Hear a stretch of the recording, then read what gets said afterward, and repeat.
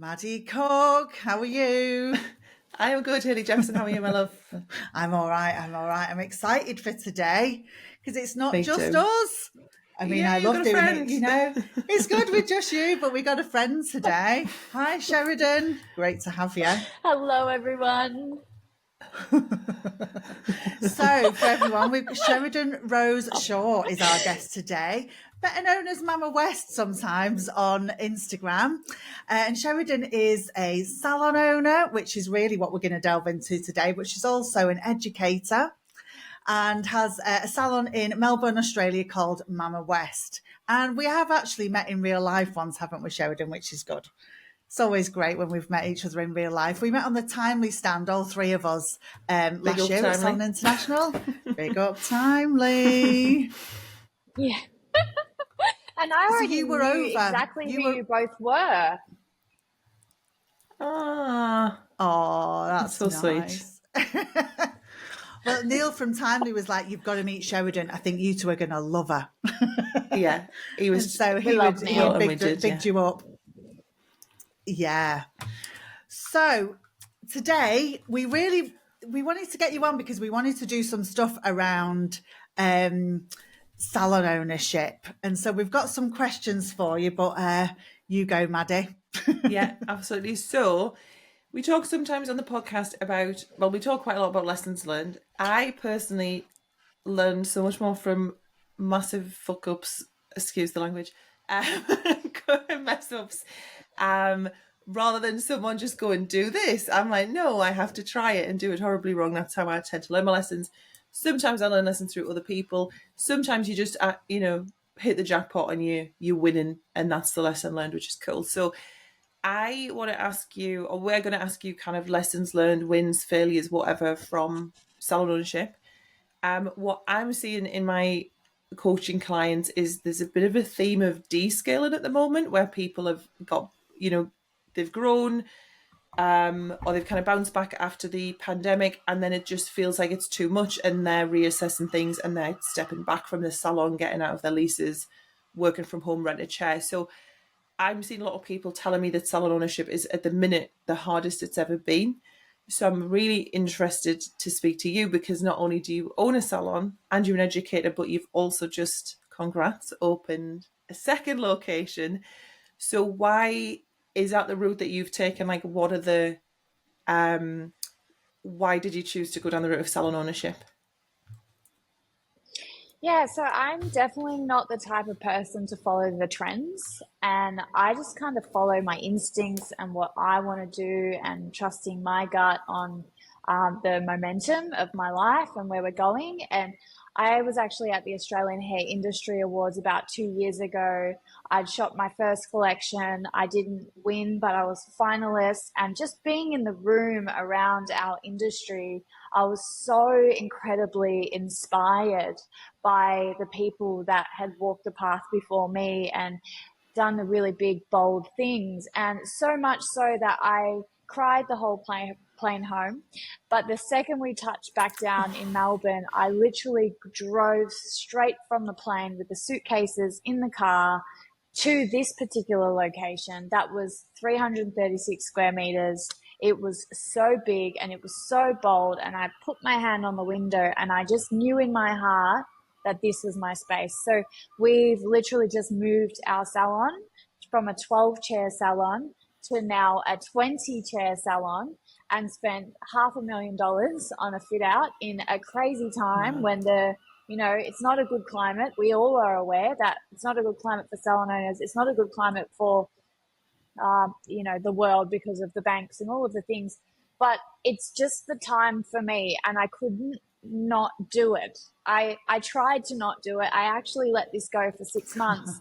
And it was so painful that I picked it back up, and I'm now sitting in my space. We just got the building certificate literally 5 hours ago, and it's been problem after problem after problem. And look, I don't know if it's going to be a big payoff, but it's feeling good. It's feeling good. I know I'm meant to be here right now to share the lessons of the last, expansion and the last year of my life, really putting my heart and soul into it. So, yeah.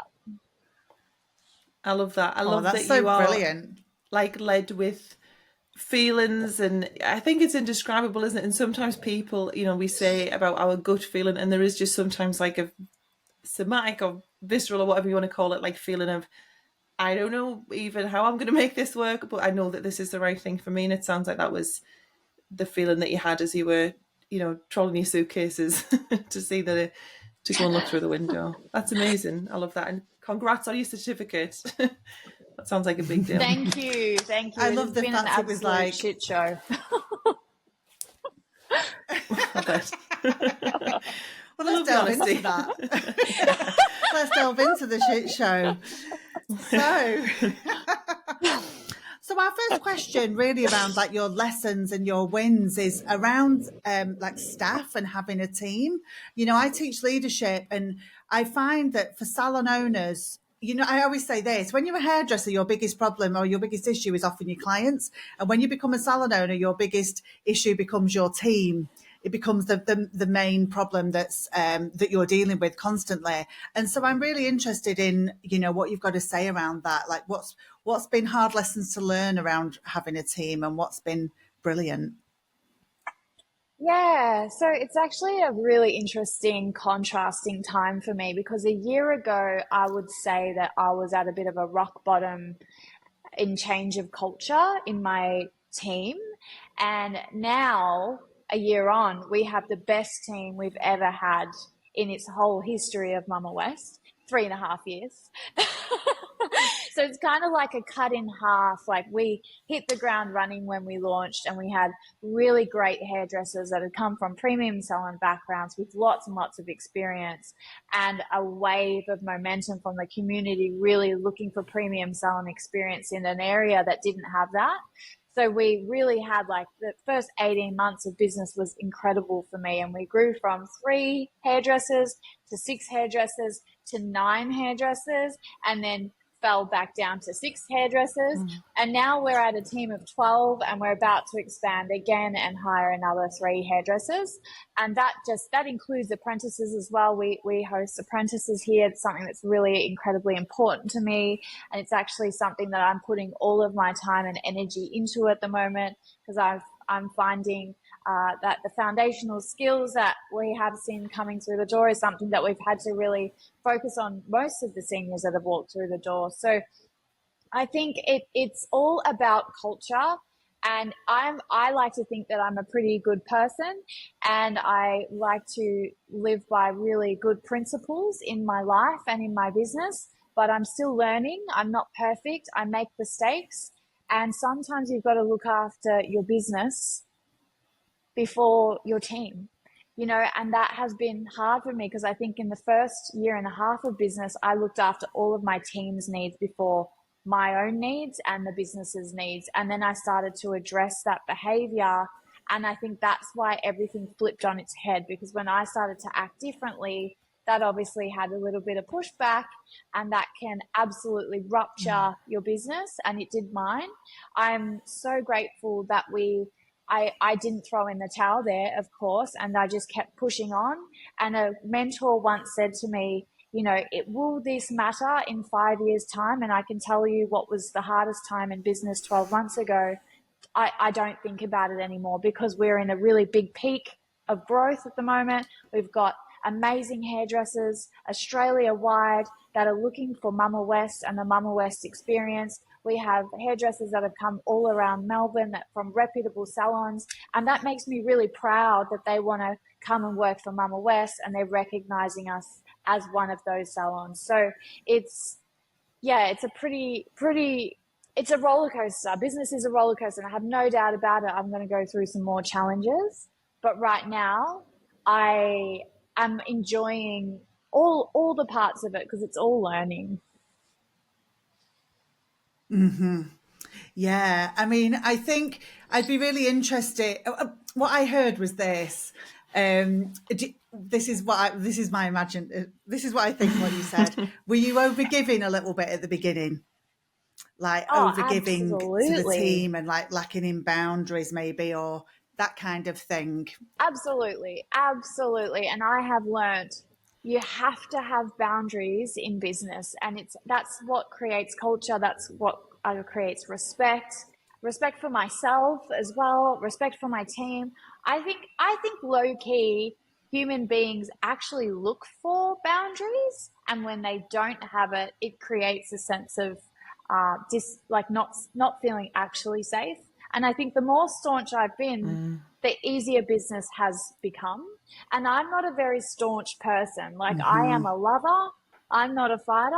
I am a giver as well. But I've also learned how to give and where the line is. And look, I will continue to probably have the same behaviors in business. But now that I'm acutely aware, I can live a little safer for myself and for others in the team too. So Yeah, I love that. I mean, I think that one of the main jobs as a salon owner is to make your team feel safe.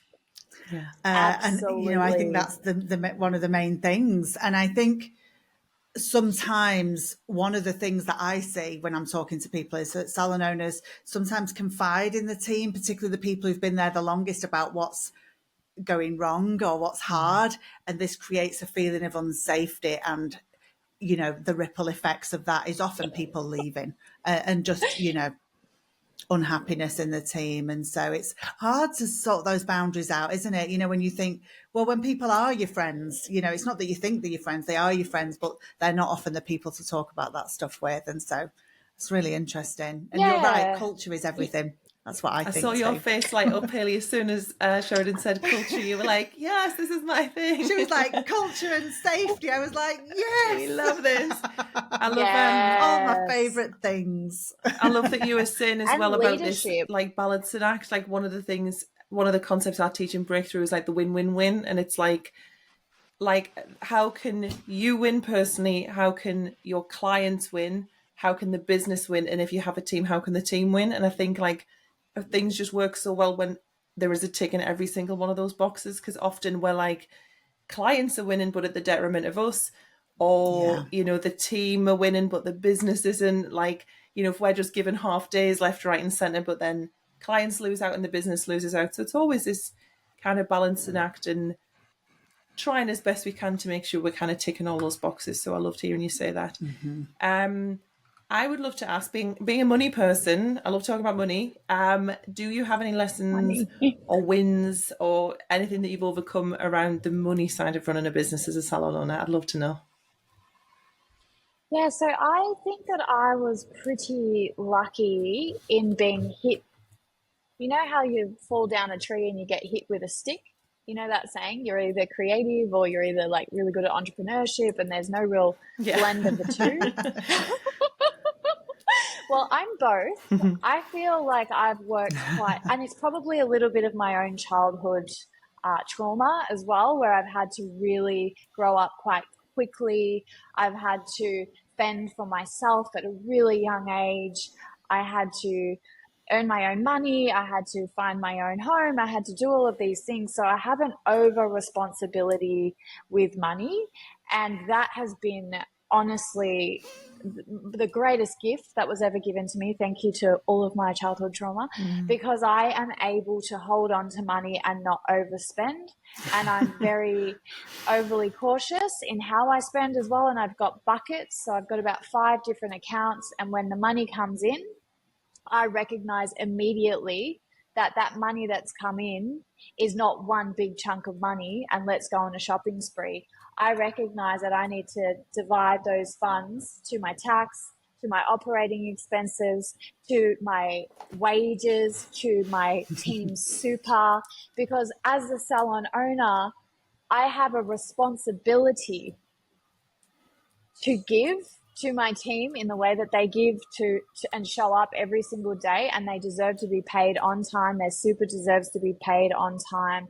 So I think I'm really blessed that I have always had mentors in my life. And when I first launched MamaWest, I had an accountant mentor that taught me this profit first structure. So if anyone's listening, go get the Profit First book, because it is absolutely life-changing. We love it. And I think that is why I was able to, 3.5 years later, end up in a situation that we can afford this fit out. And look, I have had to borrow money. I've never had to borrow the amount of money that I borrowed for this fit out, but I know because of who I am that I will pay that back in good faith and that I won't end up in debt because I've proven that to myself over the last few years. So I think having structure, just like our team needs structure, our team need boundaries, we need to have structure and boundaries for our businesses and for ourselves, and that equals good habits. So that's been probably a game changer for me to success, because I don't think it's about launching a business. I just don't think people know how to manage their money very well. And if you can, we can all get clients, we can all do marketing strategies, we can all, get people walk through the door, but are you charging enough for your overheads? Do you know what your overheads are? Are you charging just what the salon's charging down the road, or are you charging based off your 336 square meter space that you need to, pay the bills for? So I think, if you don't know how to do it, find people in your life that can help you do it, like you guys, and also, or outside people, I love getting other people's perspective that aren't in the hairdressing industry and bringing that knowledge and wisdom to our industry. Yeah, for You're sure. speaking Maddie's love language. I know, I'm just like googly eyed. I'm Maddie's like oh. and it's funny. There's a couple of things that you, if I can just take my heart-shaped glasses off for a sec. No, there's a couple of things that you said. So I did exactly the same when I started to. Prior to me, I built a pricing calculator, but before that, I had to work out for myself, like the similar journey you've been on, like how do I actually work out my prices? And I had to go outside the industry because no one was effectively doing it in the industry. And I spoke to like management accountants, people in other industries. I was like, how are you guys doing this? And I had to kind of formulate from all of that. And I love Profit First as well. It's a really great shout. And to what you said before, I had this conversation with my therapist and I said, I think I've monetized my childhood trauma, which she thought was really funny. And I was like, well, I have I have a lot of abandonment / like hyper independence. And I'm like, man, if I had a really safe childhood, like I would not be the business owner that I am today. So props to, the adults that, maybe led us down this way in one way, shape or form. So I really appreciate hearing you say that. That felt very validating as well. And yeah, I honestly can't add anything more because I think what you've said is incredible. And I hope people like rewind, listen to what you've said 10 times over, because you just can't hear you. Is there anything you want to add to that, or? Just big up Profit First. It was the first business book I ever read. It's, I don't read tons and tons of business books. I just ask Maddie questions now. Yeah. But when I before I met Maddie, I don't know who told me about Profit First, but it was when I started, it was really when I was running the Resilient Hairdresser. It was not when I was behind the chair. It was when I was starting this business, because money wasn't coming in every month in that regular way that I was used to with hairdressing. It was coming in bits and bobs, and it was so stressful for me at the beginning. And Profits First changed my life. It was amazing. Like, what a good book. I forgot about it. I'd not thought about that for years. But Profit First is amazing. So anyone listening, defos, get reading that. It's brilliant, isn't it? Yeah. See, Neil knew we all needed to meet, guys. We're reading the same books. We're doing the same therapy. We're doing the same kind of work. I know. Neil. Thanks, Neil. Big up. We love you. Thanks, Neil from Timely. We love you. Matchmaker. Well, actually, I was going to say is as a follow-up question, my experience of using a booking system, and obviously we're huge fans of Timely, they partner with a podcast, that's how we've ultimately met you. How did that tie into the money stuff? Because I know for me, it was like life-changing to have a booking system in terms of the boundary side, but also not losing money to no-shows, cancellations, like upsell opportunities, rebooking. Has that been the same for you? Absolutely. Like today, we literally got our building occupancy permit and I was straight on Timely on the back end of everything, on all of our confirmation messages, changing our address, sending out text messages directly to our clients that I can see are booked in, and then future clients as well. I've also, we've had a pricing adjustment. I could call Timely immediately and just say, hey, I need a refresh on all of our bookings to reflect our new pricing structure. So it's like I actually couldn't do it without them, because So I much need easier. to move on to the next thing and finish getting ready for the salon for tomorrow for all the clients to come through. So it's a great system, and I need to be able to also do my pays and see everyone's targets that they've gone through for the week, and then pay based on those things. So it just keeps on giving. Yeah. It's brilliant. And I think that totally leads us on to the last question we've got, really, which is, what are your successes and your failures and your wins around taking care of yourself as a salon owner?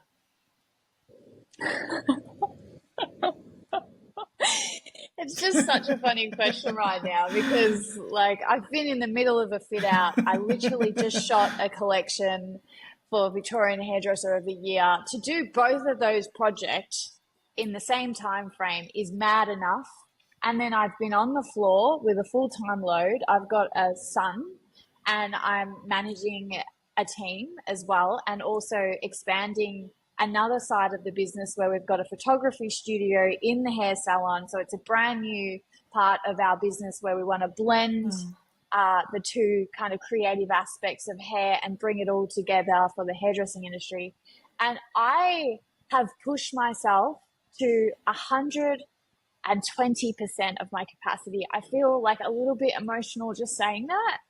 And I've actually scared myself at my potential of what I can do. And I'm so proud of myself for doing all of that, because I think there were many times that I wanted to throw the towel in of at least, one of those things. But I'm just the type of person that will put in the work, and I'll do the action, and I will do.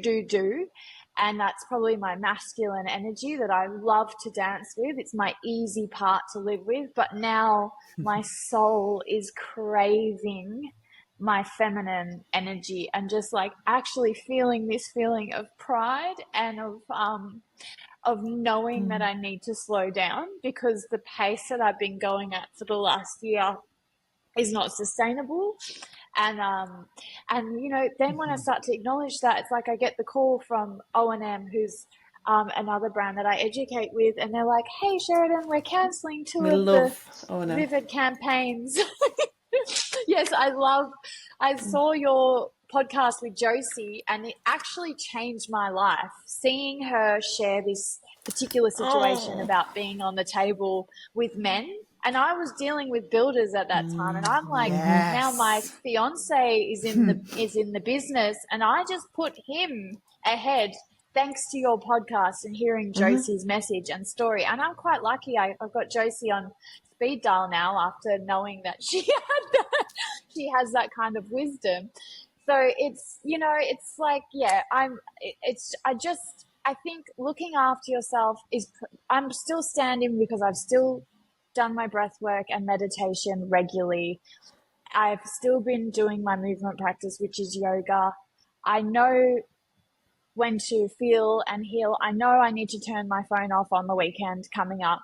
I know that I need to start to slow down. So because I know all of that, I need to actually put that into place and into action. And just so wild, I was reflecting on burnout, knowing that I was meeting you two, and Hayley, I've met with you before, and it's just like I was actually Googling this week, is burnout real? Because I was just like, is it just like I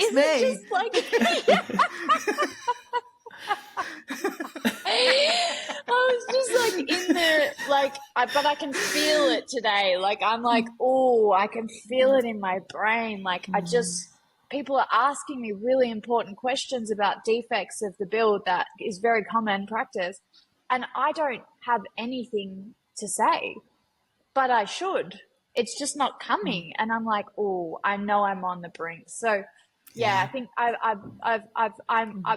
I think it's okay to have these periods where you're in the red. I've been in the red for months, and I know I've been there. I'm aware I'm there. I think it's when we don't know that we're in the red and we're unconscious of the of the drive and of the hustle. Like I know I've needed to be here to get shit done and get from A to B, and now I know I need to pull back. So luckily for me, I'm someone who's acutely aware of Yeah. my behavior, and I know that I have the capacity to now, take another turn. So yeah.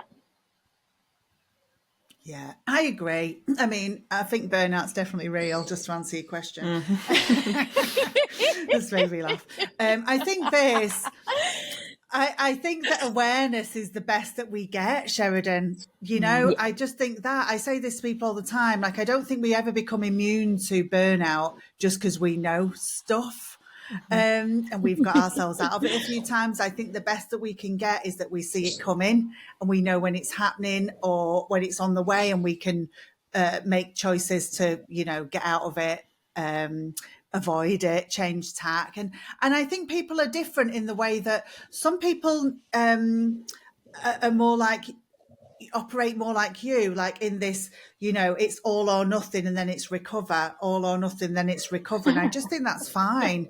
I'm a little bit like that as well. And some Me other too. people are a bit more like they need this constant balance where they can never do that thing that you've done where they push themselves.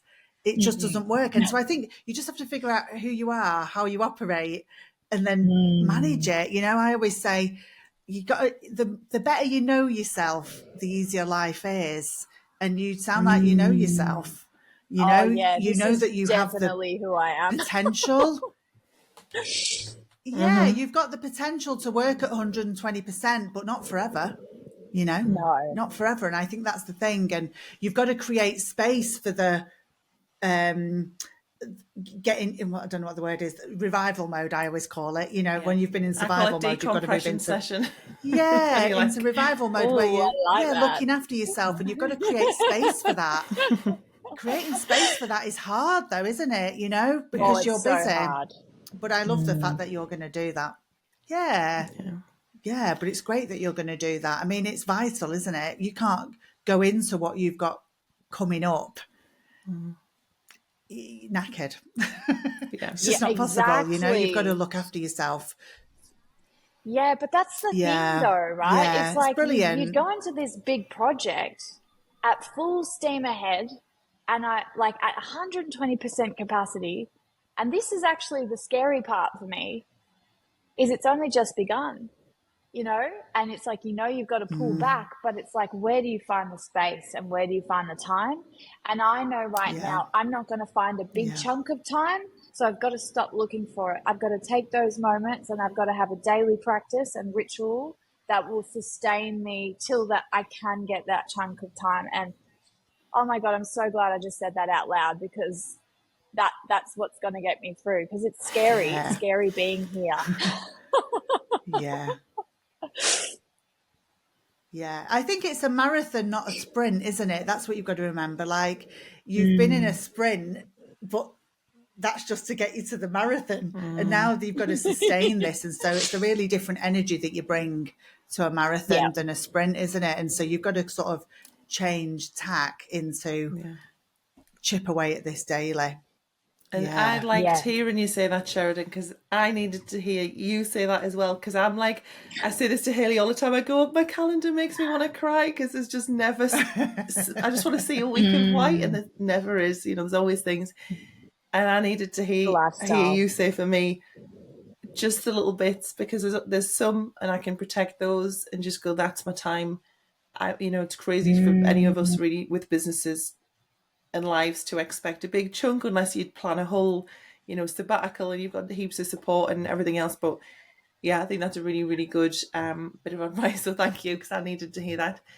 And on that note, on kind of speaking of advice, I'd love to know if you had some kind of parting advice for, let's say, a salon owner who's maybe thinking about, or a potential salon owner, someone who's thinking about opening, or who's maybe thinking about expanding as you've done, what would be the advice for that person? Have a good lawyer. Have a good HR consultant. Yes. I think as hairdressers, I feel like we don't spend money on the things that we need to, and including mentorship. Like, mentorship is one of the reasons why MamaWest and myself is so successful today, because my thinking can't get me out of problems. And it's the same with a lawyer. It's like a lawyer can do things for me that I can't do. I do not have that skill set. I need to outsource where I can. You know, I've got a great bookkeeper, I've got a great accountant, and that also means you can't give all of your things to these people to look after. You've got to be across it. You've still got to know your money. So if you don't know what your profit and loss statement is, and you're relying on your accountant to give that feedback to you, like, you've got to do the work in understanding your business, because they will muck up, and you will end up blaming them. But actually, it's probably, you know, your responsibility to know what happens. So I think outsource, but also take responsibility in learning your business and what is a system, what is a process, how can I implement that? Because they are the crux of a business, and they are the things that continue to save me on a daily basis. So, yeah. Yeah, I love that. Love that. Responsibility is like one of my favourite words on the planet, so I love to hear that. Honestly, Sheridan, like, as we said to Josie, like, we could literally speak to you all day, but it's very late where you are. It's early where we are. It is. So we shall not keep you past your bedtime. But thank you. Honestly, we're so grateful for your time. Like, I'm sure I can speak for Hayley. Like, we see the work that you're doing. We're proud of the work that you're doing. Please get a little bit of rest where you can, and just sit in what you've done and what you've worked so hard for. And because, you know, we put all this work in, but sometimes we don't get to reflect and think, bloody hell, I'm so proud. So I hope that you can get to do that. And next time, Josie, don't Sheridan, sorry, don't Google stuff. You can just drop into my DMs if you're feeling, if you're burning out, you can just drop into my DMs. Get into Hayley's inbox. Permission to drop in. Permission granted. Something that we like to end with as well is a couple of little spicy brained ADHD people is a hyper focus of the week. So we like to talk about whatever ridiculous thing we are obsessing with at the moment. So we invite you to join if there's anything on your mind. We will start, and then you can have a minute to think.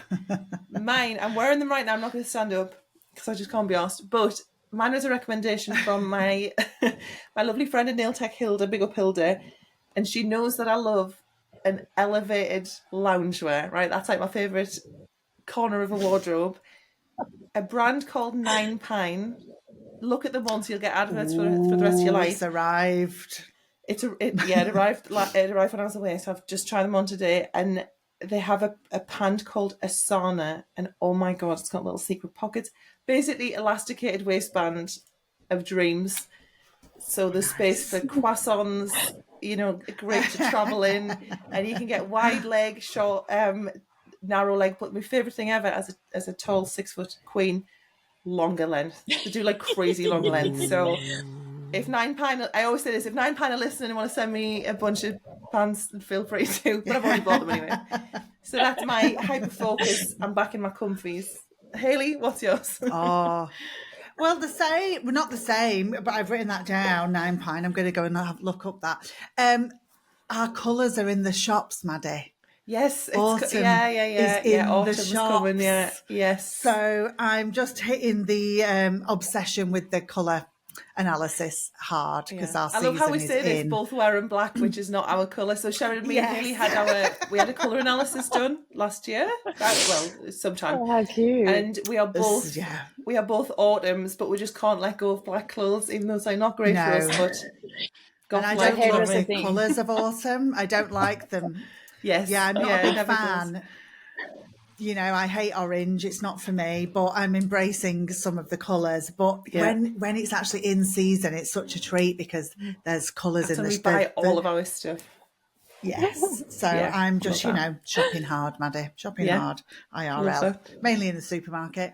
Yeah, my fave. When you go in the supermarket and it's just sat there. So that's what I'm doing. I think sometimes supermarket, I got a really nice skirt from...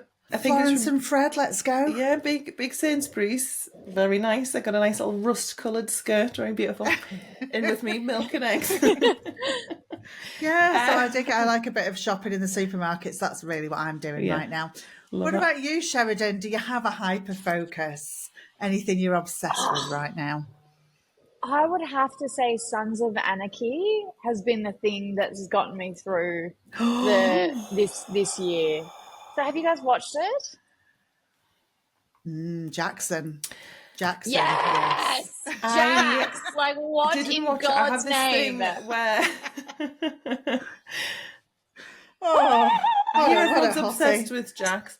I have this thing where when stuff's really popular, I'm like, I'm not going to watch it. It's so popular. Like, I'm such an arsehole. Like Game of Thrones, Lost, and I'm like, I'll watch them sometime. And I'm like, it's too many things to catch up on, but I do really want to watch. I was going to say Game of Thrones. To watch that. I mean, it's pretty old now. I love Katie isn't Sagal. it? But yeah, I did watch it. I watched it back in the day. Yeah. She's brilliant. I love a comfort show. Yes. Have you watched it all, Sheridan? Oh, yeah, absolutely. It's done. It's dusted. I'm really glad it's over. And it's like I'm all or nothing. I will go like a big chunk of time now without a big, heavy season. Thankfully. Yes. Get a bit of a life in between. Maybe read a book or two. So, yeah, but... Yeah, we're on to another something called The Bear as well, but it's very new, so I can't say it's the hyper focus. Yeah. Oh, yeah, you loved it will be. Love The Bear.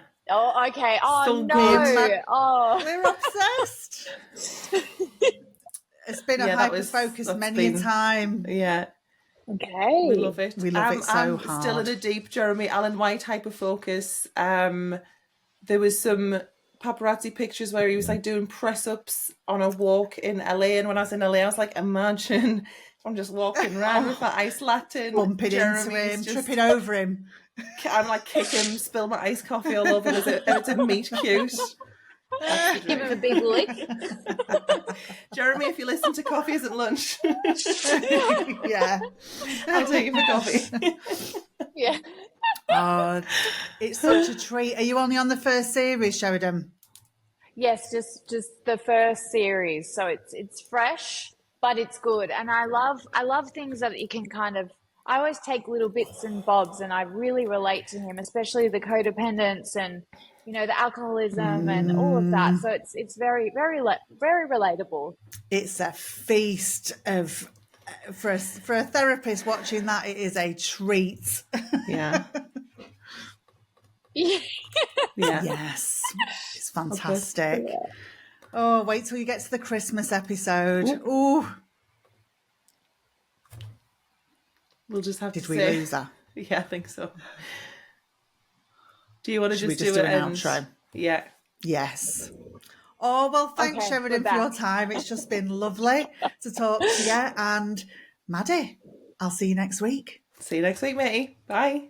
Thanks for watching. If you enjoyed this episode, please like and subscribe. And don't forget to leave your thoughts in the comments. Please support those who support us and check out Timely, who we recommend as our favourite booking system for you. New customers can get 50% off their first 3 months with the code COFFEE50.